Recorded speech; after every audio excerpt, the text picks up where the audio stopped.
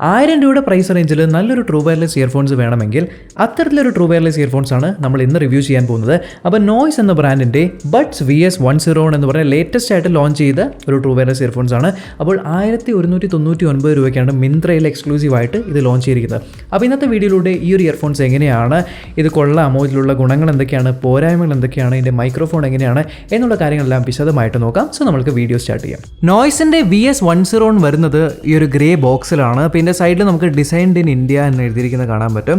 പിന്നെ ഇതിൻ്റെ ബാക്ക് സൈഡിൽ ഇതിലുള്ള കുറച്ച് ഫീച്ചേഴ്സ് ചെയ്തിട്ടുണ്ട്. അപ്പോൾ ഫുൾ ടച്ച് കൺട്രോൾ ആണ് എന്ന് ചെയ്തിട്ടുണ്ട്.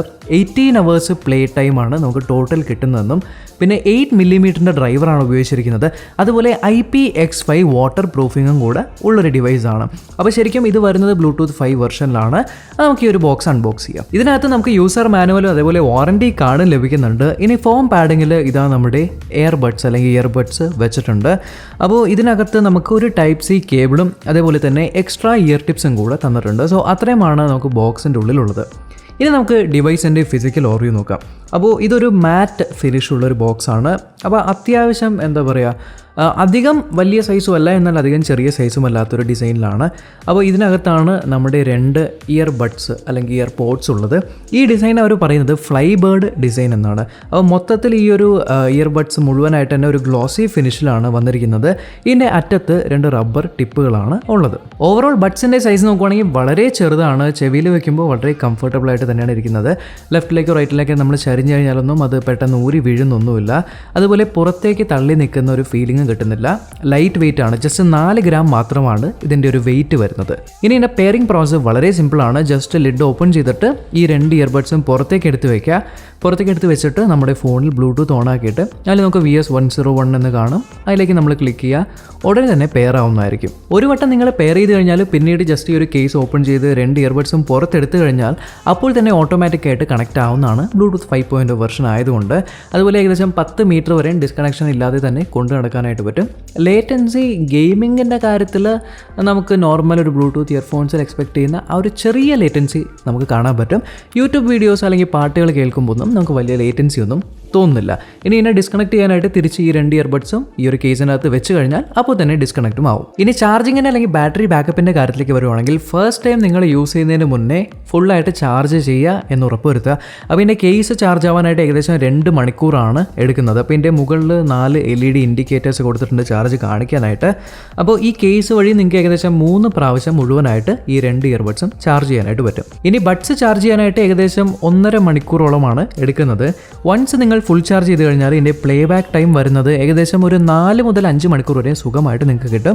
ഒരു 70% വോളിയത്തിലാണ് നിങ്ങൾ കേൾക്കുന്നതെങ്കിൽ. ഇനി സൗണ്ട് ക്വാളിറ്റിയുടെ കാര്യത്തിലേക്ക് വരുമ്പോൾ എനിക്കൊരു മിക്സഡ് ഫീലിംഗ്സ് ആണുള്ളത്. കാരണം ഞാൻ പെർട്ടിക്കുലർലി ഒരു ബേസ് ഹെഡാണ്.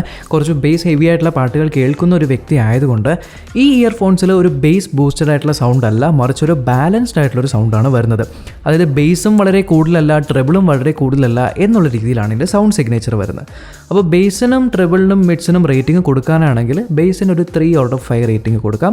ബാക്കി മിഡ്സും ട്രെബിളും ഒരു 4 out of 5 റേറ്റിംഗ് തന്നെ കൊടുക്കാൻ പറ്റും. അപ്പോൾ ഈ ഇയർഫോൺസ് ആർക്കൊക്കെ റെക്കമെൻഡ് ചെയ്യുമെന്ന് ചോദിച്ചാൽ കൂടുതലും ടോക്കിംഗ് വീഡിയോസ് കാണുന്നവർക്ക്, അതായത് വോക്കൽസ് കൂടുതലുള്ള വീഡിയോസ് അല്ലെങ്കിൽ ഫിലിംസ് കാണുന്നവർക്ക്, മീറ്റിംഗ്സ് അറ്റൻഡ് ചെയ്യുന്നവർക്ക്, കോൾസ് ചെയ്യുന്നവർക്ക്, ഇവർക്കും പിന്നെ അധികം ബേസ് ബൂസ്റ്റഡ് അല്ലാതെ ന്യൂട്രൽ മ്യൂസിക്കുകൾ കേൾക്കുന്നവർക്കാണ് കൂടുതലും ഈ ഒരു ഇയർഫോൺസ് അനുയോജ്യമായിട്ടുള്ളത്. ഇനി അടുത്ത് നമുക്ക് ഇതിൻ്റെ മൈക്രോഫോൺസിൻ്റെ ക്വാളിറ്റി എത്രത്തോളമാണ് എന്നുള്ളത് നോക്കാം. സോ ഞാൻ എന്തായാലും ഒരു സാമ്പിൾ ഓഡിയോ നിങ്ങൾക്ക് കേൾപ്പിക്കാം. ഞാനിപ്പോൾ എൻ്റെ ബാൽക്കണിയിൽ നിൽക്കുവാണ്. അപ്പോൾ ബാൽക്കണി ആക്ച്വലി ഒരു റോഡ് സൈഡിലാണുള്ളത്. അപ്പോൾ വണ്ടികളൊക്കെ പോകുന്നുണ്ട്. അപ്പം എനിക്ക് ഏകദേശം ഇപ്പോൾ നിങ്ങൾ കേട്ടുകൊണ്ടിരിക്കുന്ന ശബ്ദം മുഴുവനും നോയ്സ് VS101 മൈക്രോഫോൺസിലൂടെയാണ്. അപ്പോൾ ഏകദേശം ഈ ഒരു കോൾ ക്വാളിറ്റി ആയിരിക്കും നിങ്ങൾക്ക് ഇതിൽ നിന്നും എക്സ്പെക്ട് ചെയ്യാനായിട്ട് പറ്റുന്നത്. നിങ്ങൾക്ക് ഈ ഒരു നോയ്സ് എത്രത്തോളമാണ് ക്യാൻസൽ ചെയ്യുന്നത്, പിന്നെ ചെറിയ കാറ്റടിക്കുന്നുണ്ട്, അതിൻ്റെയൊക്കെ കാറ്റ് എത്രത്തോളമാണ് ഇതിൽ കേൾക്കുന്നത് എന്നുള്ള കാര്യങ്ങളെല്ലാം ജഡ്ജ് ചെയ്യാനായിട്ട് സാധിക്കും. അപ്പോൾ ഏകദേശം ഈ ഒരു കോൾ ക്വാളിറ്റി ആയിരിക്കും നിങ്ങൾക്ക് ഈ ഇയർഫോൺസിൽ നിന്ന് എക്സ്പെക്ട് ചെയ്യാവുന്നത്. ഇതിൽ നമുക്ക് ടച്ച് കൺട്രോൾസ് ആണ് വരുന്നത്. അപ്പോൾ നമ്മുടെ സ്റ്റെമ്മിൻ്റെ ഒരു അപ്പർ പോർഷനിലാണ് ഈ ഒരു ടച്ച് പാഡ് ഉള്ളത്. അപ്പോൾ ഇവിടെ നമ്മൾ ഡബിൾ ടാപ്പ് ചെയ്ത് കഴിഞ്ഞാൽ പ്ലേയും, ഡബിൾ ടാപ്പ് ചെയ്ത് കഴിഞ്ഞാൽ പോസും ചെയ്യാൻ പറ്റും. അതുപോലെ കോൾ വരുന്ന സമയത്ത് ഡബിൾ ടാപ്പ് ചെയ്ത് കഴിഞ്ഞാൽ അക്സെപ്റ്റും ചെയ്യാനായിട്ട് പറ്റും. ഇനി ലെഫ്റ്റ് സൈഡിൽ നിങ്ങൾ ലോങ് പ്രസ് ചെയ്യുവാണെങ്കിൽ പ്രീവിയസ് ട്രാക്കിലേക്കും, അതേപോലെ റൈറ്റ് സൈഡിൽ നിങ്ങൾ ലോങ് പ്രസ് ചെയ്ത് കഴിഞ്ഞാൽ നെക്സ്റ്റ് ട്രാക്കിലേക്കും. ഇനി കോൾ വരുന്ന സമയത്ത് നിങ്ങൾ ഏത് ഇയർബഡ്സിലായാലും പ്രസ് ആൻഡ് ഹോൾഡ് ചെയ്ത് കഴിഞ്ഞാൽ കോൾ റിജക്റ്റും ആവുന്നതായിരിക്കും. ഇനി ലെഫ്റ്റ് സൈഡിൽ നിങ്ങൾ സിംഗിൾ ടാപ്പ് ചെയ്യുവാണെങ്കിൽ വോളിയം കുറയ്ക്കാനും റൈറ്റ് സൈഡിൽ സിംഗിൾ ടാപ്പ് ചെയ്യുകയാണെങ്കിൽ വോളിയം കൂട്ടാനും സാധിക്കും. ഇനി ലെഫ്റ്റിലോ റൈറ്റിലോ ട്രിപ്പിൾ ടാപ്പ് ചെയ്ത് കഴിഞ്ഞാൽ നിങ്ങൾക്ക് ഗൂഗിൾ അസിസ്റ്റന്റ് അല്ലെങ്കിൽ സിറിനെ ഇൻവോക്ക് ചെയ്യാനായിട്ട് പറ്റും. സോ ഫൈനലി നമുക്ക് ഇതിൻ്റെ പ്രോസ് ആൻഡ് കോൺസിലേക്ക് വരാം. സോ പ്രോസിൻ്റെ കാര്യം പറയുകയാണെങ്കിൽ ഏറ്റവും ആദ്യം എടുത്തു പറയേണ്ടത് ഇതിൻ്റെ പ്രൈസ് തന്നെയാണ്. അപ്പോൾ 1199 രൂപയ്ക്കാണ് ഈ പ്രൊഡക്റ്റ് കിട്ടുന്നത്. അപ്പോൾ ഇതിനകത്ത് നിങ്ങൾക്ക് നല്ല ബാറ്ററി ബാക്കപ്പും നല്ല ബ്ലൂടൂത്ത് 5.0 കണക്ടിവിറ്റിയും കിട്ടുന്നുണ്ട്. കോളിങ്ങിന് വളരെ നല്ലതാണ്. അതേപോലെ ടൈപ്പ് സി പോർട്ടും കൂടെ നിങ്ങൾക്ക് കിട്ടുന്നുണ്ട് എന്നുള്ളതാണ്. ഇനി ഏതൊക്കെ ഏരിയയിൽ ഇമ്പ്രൂവ്മെൻറ്റ്സ് വരുത്തണം എന്ന് ചോദിച്ചു കഴിഞ്ഞാൽ ഫസ്റ്റ് ഓഫ് ഓൾ എൻ്റെ കേസ് ഫുൾ മാറ്റ് ബ്ലാക്ക് കളറിലാണ് വരുന്നത്. മാറ്റ് ബ്ലാക്ക് പ്രോഡക്റ്റ് ആയതുകൊണ്ട് തന്നെ ഫിംഗർ പ്രിൻറ്റ്സ് പെട്ടെന്ന് അതിലേക്ക് പിടിക്കാനായിട്ട് കാണുന്നുണ്ട്. അപ്പോൾ ജസ്റ്റ് നമ്മൾ 2-3 പ്രാവശ്യമൊക്കെ കയ്യിലെടുക്കുമ്പോഴത്തേക്കും ഫിംഗർ പ്രിൻറ്റ്സ് അതിൽ കാണുന്നുണ്ട്. ഇനി രണ്ടാമത്തേത് ഇത് ബയസ്ഡ് ആണ്. ഐ മീൻ ബേസ് ഹെഡ്സിന് മാത്രമായിട്ടാണ് നിങ്ങൾ നോക്കുന്നതെങ്കിൽ അധികം ഒരു പഞ്ചി ബേസ് നിങ്ങൾക്ക് ഇതിൽ നിന്ന് എക്സ്പെക്റ്റ് ചെയ്യാനായിട്ട് പറ്റില്ല. ഇനി മൂന്നാമത്തേതിൻ്റെ ടച്ച് കൺട്രോൾസ് വളരെ നല്ലതാണ്, വളരെ റെസ്പോൺസീവ് ആണ്, പക്ഷേ കുറച്ച് കൂടുതൽ സെൻസിറ്റീവ് ആണ്. അതുകൊണ്ട് ജസ്റ്റ് ചെവിയിലൊക്കെ നിങ്ങൾ അഡ്ജസ്റ്റ് ചെയ്തൊക്കെ വെക്കുന്ന സമയത്തൊക്കെ അറിയാതെ കൈ കൊണ്ടു കഴിഞ്ഞാൽ പ്ലേയും പോസും ഒക്കെ ആവുന്നുണ്ട്. അതുകൊണ്ട് കുറച്ച് നാൾ നിങ്ങൾ ഉപയോഗിച്ച് കഴിഞ്ഞാൽ മാത്രമേ കറക്റ്റായിട്ട് ആ ഒരു അഡ്ജസ്റ്റ്മെൻറ്റും കാര്യങ്ങളൊക്കെ നിങ്ങൾ പഠിക്കുകയുള്ളൂ. ഈ ഒരു പ്രൊഡക്റ്റ് നിങ്ങൾക്ക് ഇഷ്ടപ്പെട്ടു എങ്കിൽ ഇതിൻ്റെ ലിങ്ക് ഞാൻ താഴെ ഡിസ്ക്രിപ്ഷനിൽ ഇട്ടിട്ടുണ്ട്. ഈ വീഡിയോ ഇൻഫർമേറ്റീവ് ആയിട്ട് തോന്നി ഉറപ്പായിട്ടും ചാനൽ ചെക്ക് ചെയ്യാനും ഇതുവരെ സബ്സ്ക്രൈബ് ചെയ്തിട്ടില്ല അല്ലെങ്കിൽ സബ്സ്ക്രൈബ് ചെയ്യാനും തൊട്ട് സൈഡിലെ ബെല്ലൈക്കൺ ക്ലിക്ക് ചെയ്ത് ഓൾ നോട്ടിഫിക്കേഷൻ എനേബിൾ ചെയ്യാനും മറക്കണ്ട. നമ്മൾക്കിനി അടുത്ത വീഡിയോയിൽ കാണാം.